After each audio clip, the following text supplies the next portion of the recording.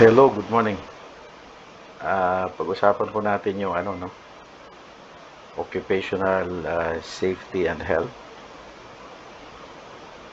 At titingnan po natin yung mga factors, no?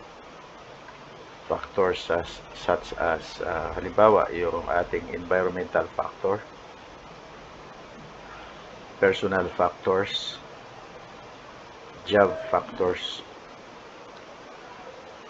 So ito po yung factors na kung saan ay nagmumula. Maaaring magmula yung ating yung aksidente.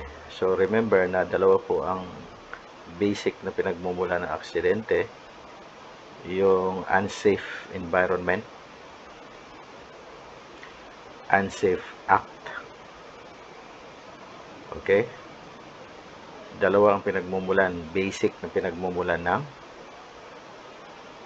aksidente, unsafe environment, and unsafe act. Ngayon, titignan natin yung environmental factors. Number one, yung materials. Ayan, materials. Tama ba yung materials na ginamit? Diba? Sa isang trabaho. Diyan nagmumula yung yung aksidente sa materials na mali. Tapos yung method. Okay. Tama ba yung methodology? Baka naman hindi angkop sa materials na ginamit, yung methodology, di ba? Ito yung materials.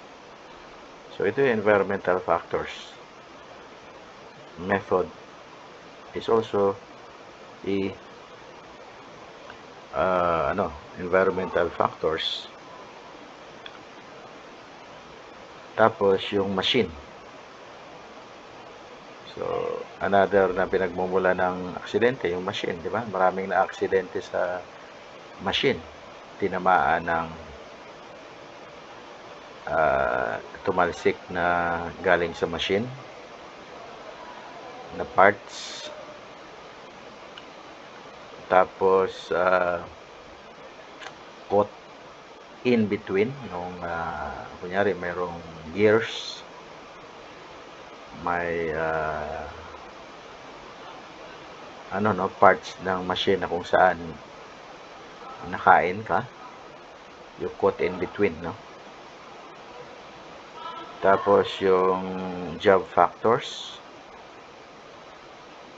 tapos yung personal factors ng tao.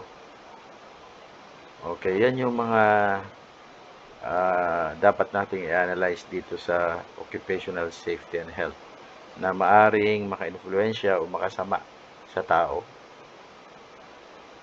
at pagmumula ng aksidente.